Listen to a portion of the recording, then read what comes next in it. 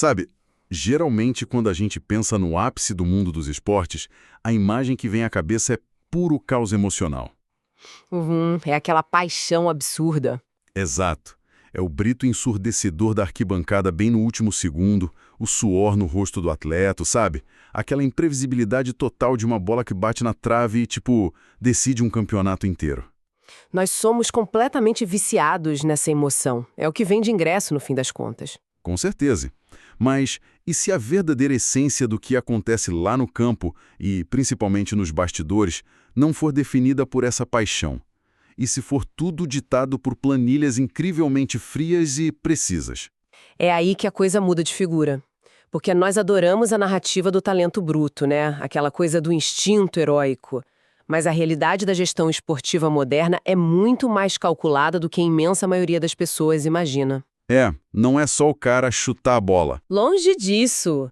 Por trás daquela jogada de improviso ou da contratação de um grande astro, existe uma teia invisível de números. Eles ditam praticamente cada movimento. E, bom, o mais interessante é que essa lógica não se aplica apenas ao esporte.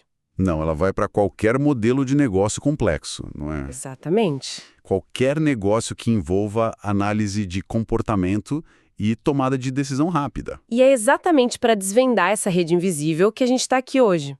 O nosso mergulho profundo vai explorar como a intuição humana se conecta com a matemática pura para criar estratégias bilionárias. Uma combinação poderosa. Demais. Nós vamos usar como base um documento, um conceito estrutural fascinante, chamado 9 variáveis. E olha, o objetivo aqui não é transformar ninguém que está ouvindo em um estatístico de laboratório, tá? Fujam dos laboratórios complexos por enquanto.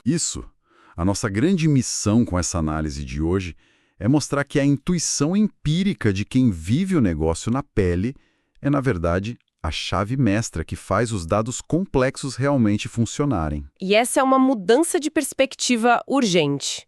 Durante muito tempo, existiu esse mito, sabe?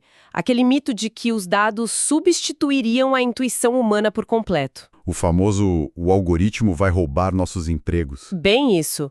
Só que o que a gente vê na prática, e o que essa estrutura das 9 variáveis deixa cristalino, é que os dados, sem o contexto humano, são completamente cegos. Eles não têm direção. Nenhuma. Essa união impacta absolutamente tudo ao nosso redor. Desde o preço flutuante que se paga em um ingresso para um jogo num domingo à tarde, até decisões que parecem puramente artísticas. Tipo o quê? O logotipo do time. Mágica e na percepção humana. E isso afeta todo mundo que está acompanhando esse bate-papo agora. Se alguém toma decisões no trabalho, gerencia uma equipe pequena, ou é apenas um consumidor decidindo comprar um cachorro-quente no intervalo do jogo. Todo mundo está dentro dessa matriz. Exatamente, operando dentro dessa teia gigantesca de variáveis e métricas. Então, para a gente entender como as franquias faturam os seus milhões usando tudo isso, a gente precisa voltar para os blocos de construção, as peças mais básicas. As famosas alavancas de poder de qualquer negócio, as variáveis. Certo, vamos desvendar isso.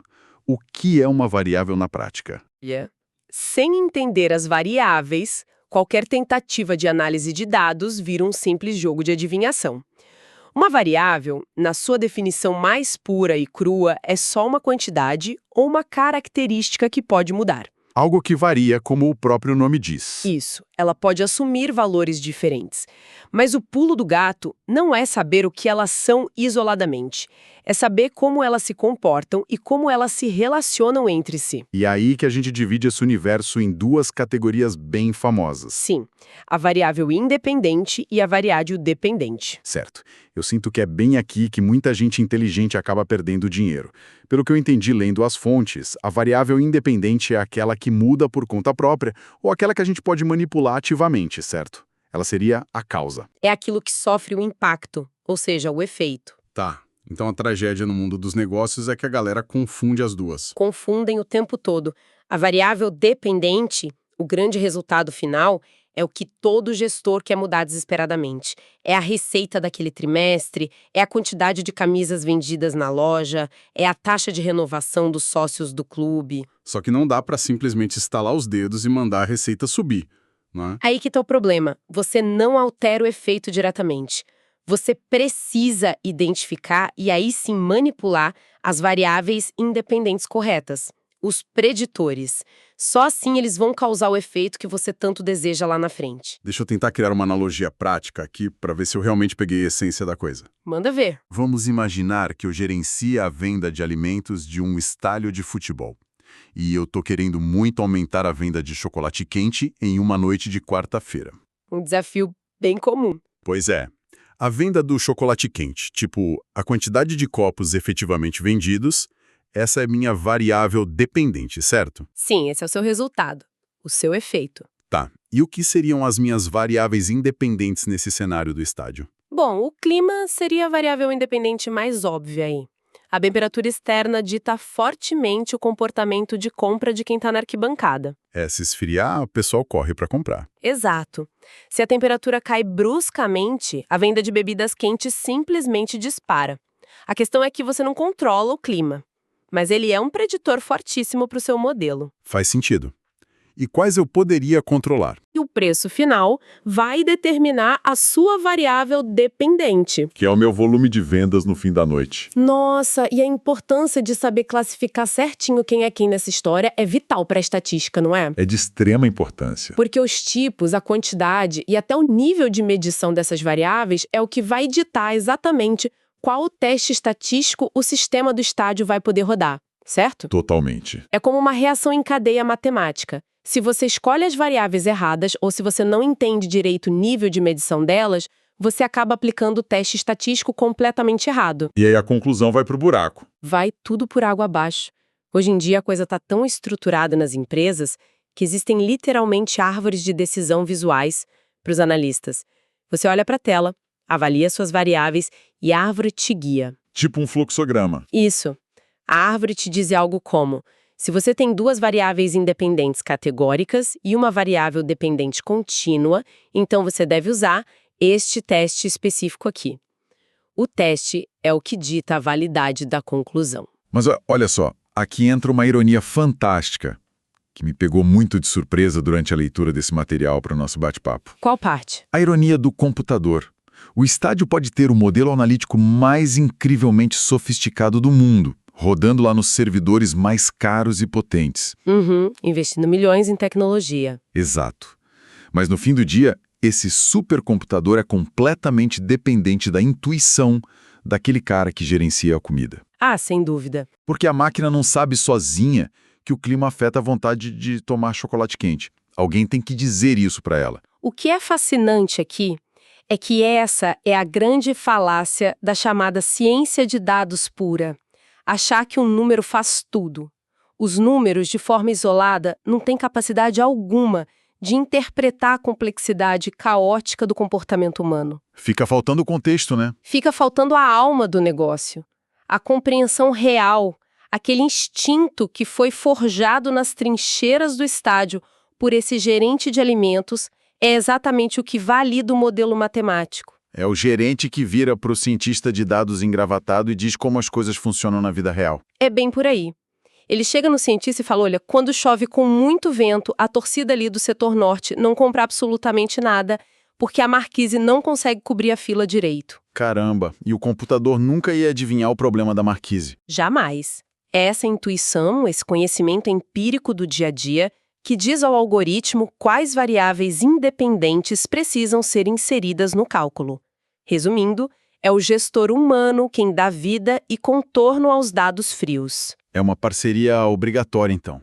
O instinto da rua se misturando com o rigor do laboratório. É o casamento perfeito. Sem o contexto prático do gerente, aqueles dados todos são apenas ruído no sistema. Certo. Agora, avançando um pouco. Uma vez que a equipe de gestão do time define muito bem essas variáveis com base no que os fãs querem, o que eles fazem com toda essa montanha de informação? Boa pergunta. Porque essa resposta parece dividir o mundo dos números e da análise em duas grandes eras distintas. Uma olha por que já aconteceu no passado e a outra tenta prever o que está por vir. Exatamente. A estatística, nesse contexto de negócios, se divide basicamente em dois grandes blocos operacionais: a estatística descritiva e a estatística inferencial. A descritiva parece ser a mais comum, né? Sim, a estatística descritiva faz exatamente o que o nome dela promete. Ela descreve o passado. Ela pega os dados que já foram coletados e faz um grande resumo de tudo. Então é tipo olhar para a súmula depois que a partida já acabou. Você abre o jornal e vê lá, a equipe de 15 chutes a gol teve 60% de posse de bola. É por aí. É algo bem seguro, é factual. E, convenhamos, fica maravilhoso naquelas apresentações de PowerPoint da diretoria, cheias de gráficos de pizza coloridos. É uma analogia muito boa. A súmula te diz com clareza quem ganhou e como ganhou. Mas tem um detalhe: o jogo já acabou. A média de público do ano passado, o gasto médio por torcedor durante a temporada, tudo isso é puramente descritivo. Não muda futuro por si só. Não muda. O verdadeiro poder, o lugar onde as franquias bilionárias realmente operam e ganham vantagem, está na estatística inferencial. E como ela funciona na prática do esporte? Se conectarmos isso com o panorama geral, se a descritiva é a súmula pós-jogo, a inferencial é aquele treinador esperto no terceiro quarto do jogo, ajustando toda a defesa. Porque a matemática já cruzou os dados e previu qual vai ser a próxima jogada do adversário. Exatamente. A inferência pega uma pequena amostra de dados conhecidos e tenta projetar isso para frente. Ela tenta prever resultados futuros ou padrões de comportamento em uma população muito maior de torcedores. Aqui é onde a coisa fica realmente interessante. Porque a principal ferramenta matemática que impulsiona isso tudo nos negócios de hoje é a análise de regressão. A queridinha dos cientistas de dados. E isso bate direto no bolso de todo mundo que está nos ouvindo agora. Especialmente através de uma prática bem polêmica, a precificação dinâmica de ingressos. Um ótimo exemplo prático. Porque antigamente você olhava a tabela na bilheteria e o ingresso custava lá seus R$ 80 o ano inteiro, chovendo, fazendo sol. Hoje em dia, o preço flutua loucamente de uma hora para outra. A precificação dinâmica é a estatística inferencial agindo em tempo real. O preço do ingresso não é mais fixo simplesmente porque o modelo de regressão está, a cada segundo, calculando a probabilidade de demanda daquela partida. E ele usa várias variáveis independentes para isso, imagino. Dezenas delas. O algoritmo olha para o peso do adversário, a posição atual dos dois times na tabela do campeonato, a previsão meteorológica exata para a hora do apito inicial, ele checa o dia da semana, se tem um feriado prolongado no dia seguinte. Data Analytics, né? Com certeza, tem muita confusão aí no mercado. Porque um diretor chegar na reunião e falar, olha, nós vendemos 30 mil ingressos no último jogo. Isso é apenas uma métrica.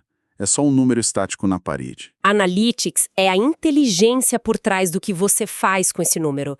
É você pegar esse histórico gigante de vendas passadas, cruzar violentamente com as condições climáticas e com o calendário do time. E jogar tudo isso num modelo matemático. Isso. Você aplica um modelo de regressão bem ajustado e o próprio sistema te entrega um diagnóstico. Ele diz, olha, para o jogo de amanhã à noite, que tem previsão de chuva pesada e é contra um time lá da zona de rebaixamento, o preço ideal para maximizar sua receita sem deixar as arquibancadas vazias é, digamos, R$ 52. E se o cenário for outro? Se for um clássico estadual num domingo de sol maravilhoso, o modelo diz que o preço tem que saltar para R$ 120. E as pessoas vão pagar.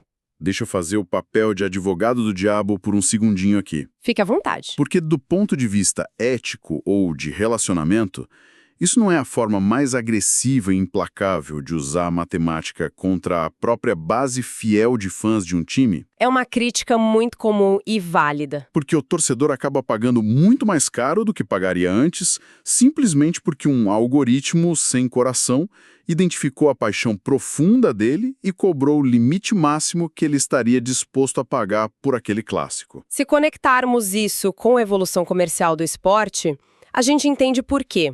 Do ponto de vista do fã mais tradicional, pode gerar um choque inicial e até uma sensação de injustiça, sem dúvida nenhuma. Fica parecendo exploração. Mas se olharmos bem de perto, as grandes equipes de hoje não são mais apenas clubes sociais geridos por amadores. Elas são corporações gigantescas de entretenimento e elas lidam com recursos que são altamente perecíveis. Perecíveis? Como assim? O estádio não estraga. O estádio não, mas o assento sim.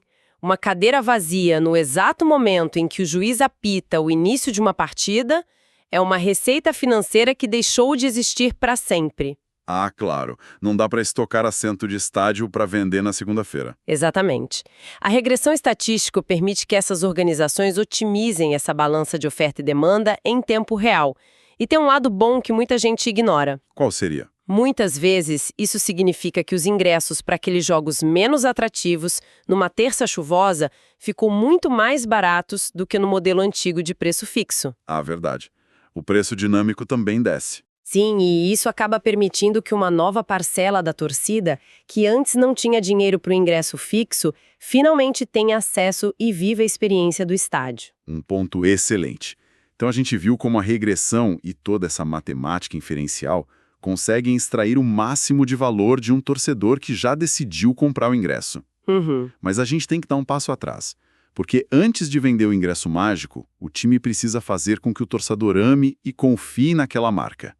E essa foi a parte da nossa pesquisa que me deixou absolutamente boquiaberto. O lance das cores? Sim, como os números ajudam a criar a própria identidade visual de um time.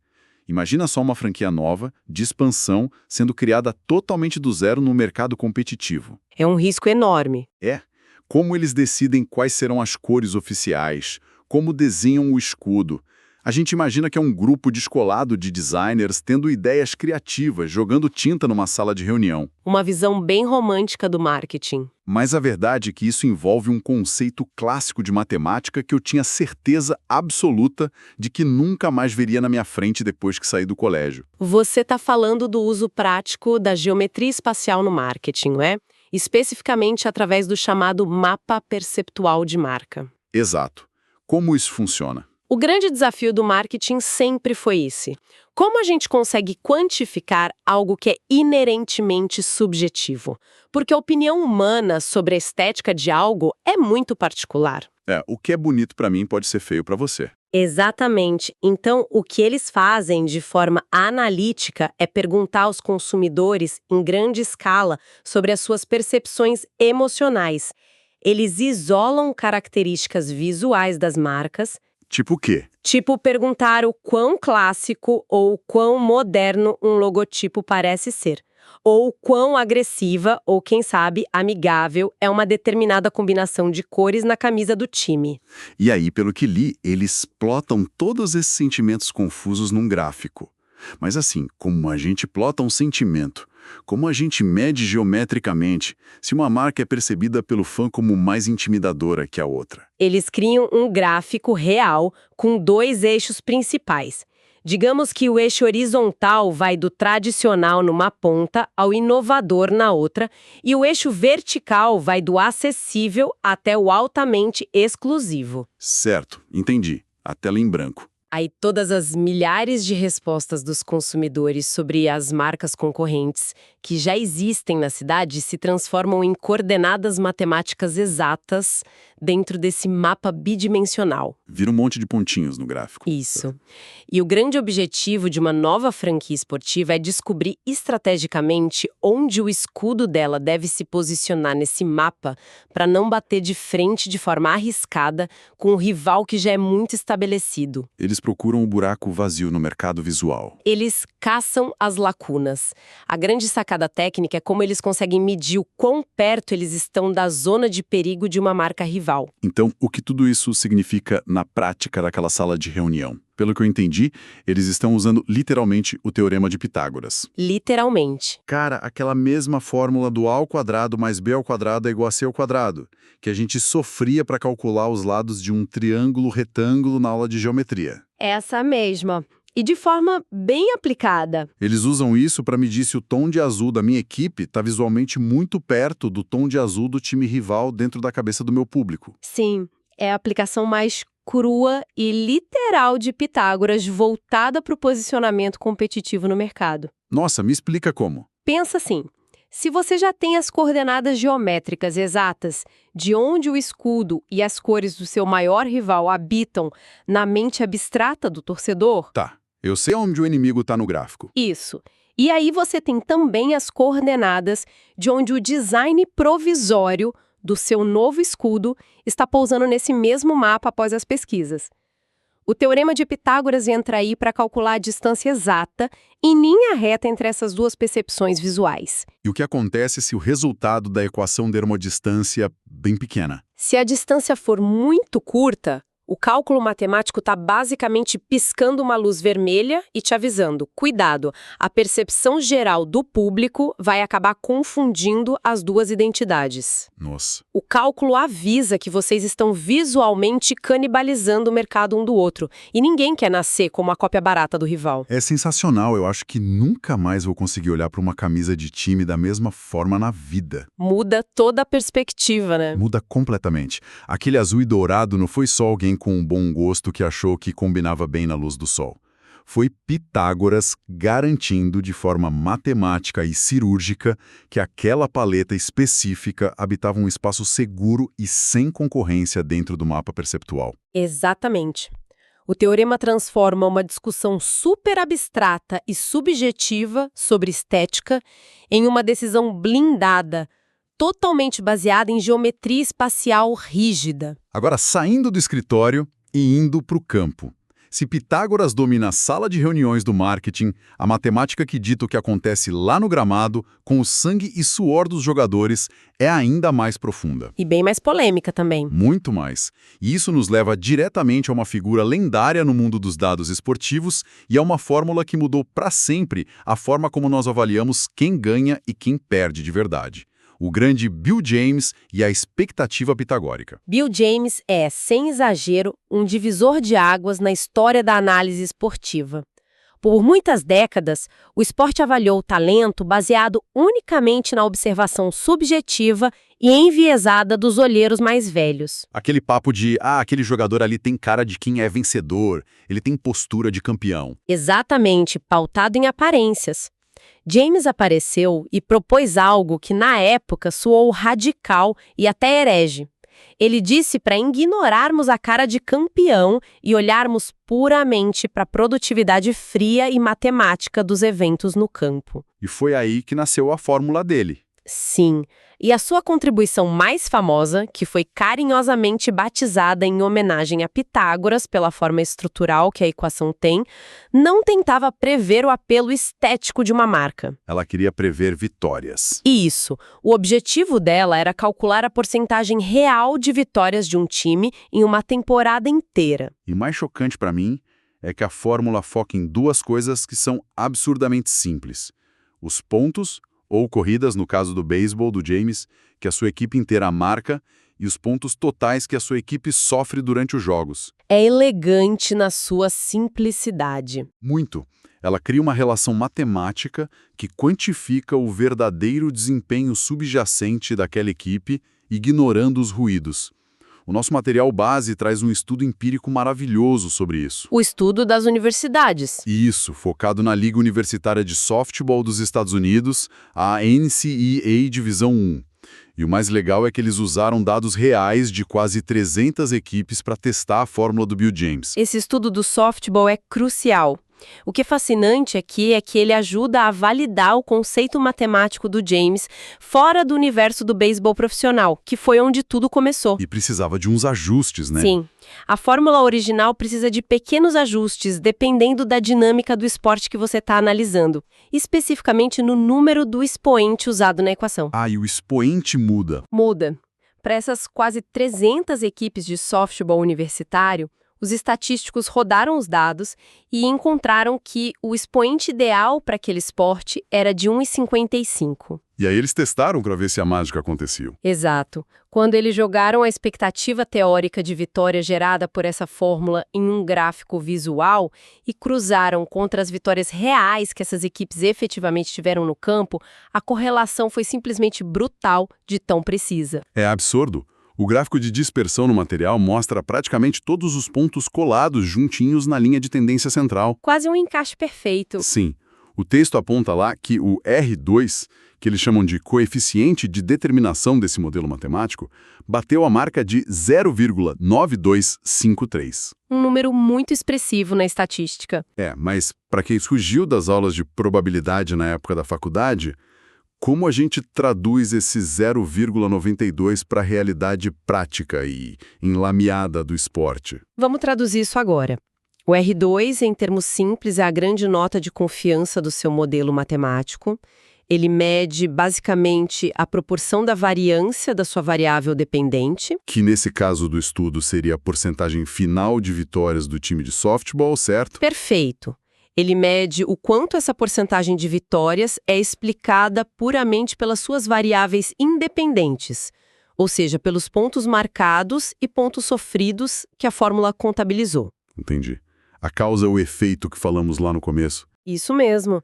Então, ter um R2 de 0,9253 significa, na prática, que esmagadores 92,5% de tudo que explica por que um time universitário de softball ganhou ou perdeu jogos durante todo o ano é resumido e justificado puramente pelo saldo de pontos dentro daquela fórmula. É um poder preditivo gigantesco. Gigante!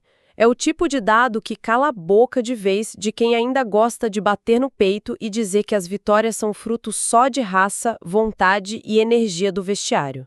A matemática prova que é, na esmagadora maioria, sobre a eficiência de pontuar mais do que o adversário de forma estruturada, mais bem feita e estruturada. É avassalador pensar assim. Mas olha, isso levanta uma provocação forte que eu fiquei remoendo desde que li o texto. Qual provocação? Porque a fórmula do Bill James, além de prever vitórias, ficou mundialmente famosa pela sua capacidade teórica de calcular e até medir a tal da sorte. Ah, o fator sorte. Esse é o ponto alto. Eu preciso confessar um negócio. Debater o conceito de sorte sendo friamente calculado dentro de uma equação matemática me soa como um absoluto paradoxo. Por que paradoxo? Porque a sorte não é, por definição, exatamente aquele momento místico e inexplicável, aquele escorregão bizarro do zagueiro que foge de qualquer cálculo ou previsão lógica. Isso levanta uma questão importante sobre a semântica da coisa. Na nossa linguagem coloquial do dia a dia, sim, a sorte é esse misticismo. Mas na linguagem rigorosa da matemática esportiva, o conceito de sorte não tem absolutamente nada a ver com destino ou força superior. É puramente número. Puramente. A sorte, falando estatisticamente aqui, é apenas um nome que a gente dá para a divergência mensurável entre a expectativa matemática que o desempenho da equipe gerou e o que realmente acabou acontecendo de forma caótica no placar. Tenta desenhar isso para mim com um exemplo. Pense da seguinte forma. A fórmula matemática olha com frieza para o todo saldo de pontos acumulado de uma equipe no ano e o sistema decreta. Olha, matematicamente falando, pela quantidade de pontos que vocês produziram e evitaram no campo, a obrigação estatística de vocês era ter vencido exatamente 60 partidas neste ano. Tá, o computador cravou 60 vitórias pela lógica. E aí? E aí, se formos olhar no mundo real, essa mesma equipe teve alguns desvios e terminou o ano com 70 vitórias na tabela oficial. 10 vitórias a mais do que o desempenho real deles justificariam. Exatamente. A análise analítica vai lá e rotula impiedosamente essas 10 vitórias extras como mera sorte. Ah, entendi a mecânica. Pode ser o caso daquele time que, sei lá, em 5 jogos diferentes e super truncados, acabou ganhando por um mísero pontinho no último segundo num chute desesperado do meio da quadra. Bem provável. Mas quando esse mesmo time perdia, ele levava umas goleadas homéricas e passava vergonha.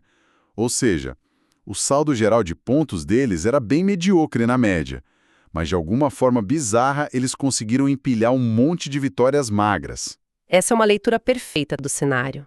A distribuição matemática das pontuações nos momentos mais críticos daquelas partidas foi favorável a eles muito além do que a conta normal permitiria. Deram sorte na hora certa. Exato. Mas o grande problema para os gestores, e o que a matemática nos ensina da pior forma, é que a variância estatística sempre, invariavelmente, se equilibra no longo prazo. A conta chega. A conta sempre chega.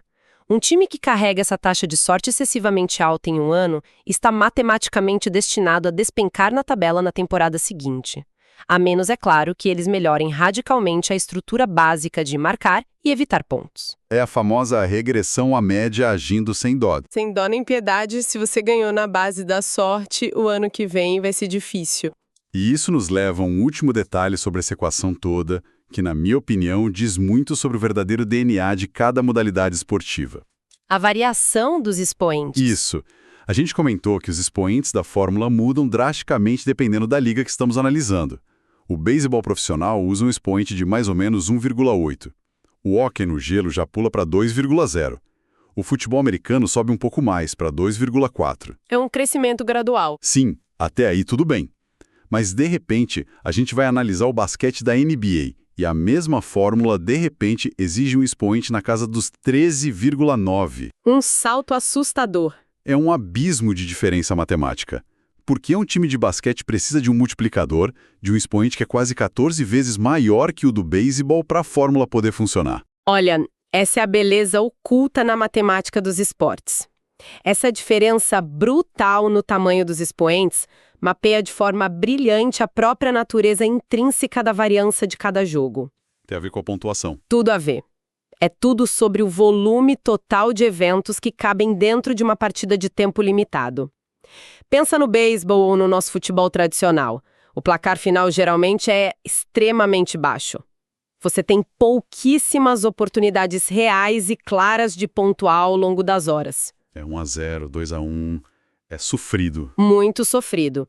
E isso significa que um único e isolado evento aleatório, tipo um erro individual e grotesco de um zagueiro escorregando na grama ou até uma rajada de vento empurrando a bola, pode literalmente decidir quem leva o troféu do campeonato. Ou seja, a variância é gigantesca nesses esportes. A variância é enorme e a aleatoriedade e o acaso ganham um peso muito maior no resultado. O time mais fraco tem mais chances de ganhar. Por isso, para espelhar isso na matemática, o expoente na fórmula precisa ser bem menor. Faz todo sentido agora.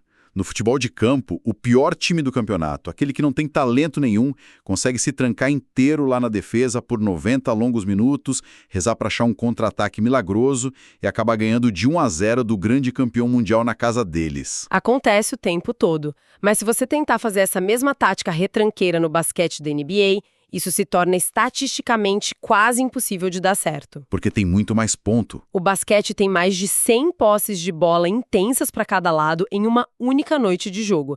São dezenas e mais dezenas de arremessos ao aro sendo tentados sem parar. A amostra de dados é muito maior. Exato. E com esse volume gigantesco de repetições em um único jogo, o impacto da sorte pura simplesmente se dilui por completo. Um erro não define o jogo. O acaso não consegue sobreviver a 100 posses de bola seguidas. A equipe que efetivamente executa o plano melhor e que tem mais talento físico e tático no elenco tem tempo e oportunidades de sobra para neutralizar a sorte do adversário e comprovar sua superioridade real lá no placar. O esporte com pontuação alta é muito mais determinístico. A justiça prevalece mais vezes. Muito mais. O melhor time quase sempre sai com a vitória no basquete. E é exatamente para a equação do Bill James conseguir espelhar com fidelidade essa realidade mais rígida, onde o talento anula a sorte, que o expoente matemático precisa disparar para lá de 13. Cara, é como se aquele número solitário revelasse a alma escondida do esporte. É fascinante. Transforma a forma como a gente assiste qualquer jogo. Com certeza. Bom, para a gente recapitular a nossa intensa jornada analítica de hoje, nós começamos lá atrás desmistificando as regras das variáveis independentes e dependentes. A base de tudo. Entendendo de fato que elas são as verdadeiras alavancas mecânicas de poder por trás de qualquer operação de negócios.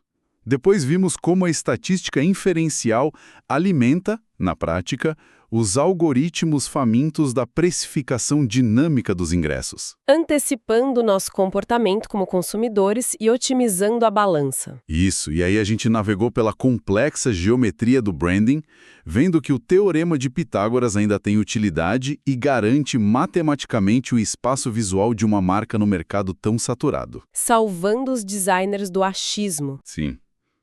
E terminamos agora desvendando a matemática implacável da sorte do Bill James, que consegue separar com bisturi os times genuinamente talentosos e bons dos times que estão apenas surfando em uma ótima, mas temporária sequência de acaso. E a grande conclusão que permeia todas essas estruturas teóricas, a mensagem central que fica brilhando para todos nós, é que os dados são incrivelmente poderosos e afiados, mas eles continuam sendo passivos por natureza. Eles dependem da gente. Eles precisam do toque. A matemática pura te entrega um mapa do tesouro desenhado e a pá mais afiada possível. Mas é sempre a intuição, aquela experiência vívida e o contexto rico que só o elemento humano traz para a mesa de reunião, que no fim decidem onde a gente vai começar a cavar. Perfeito.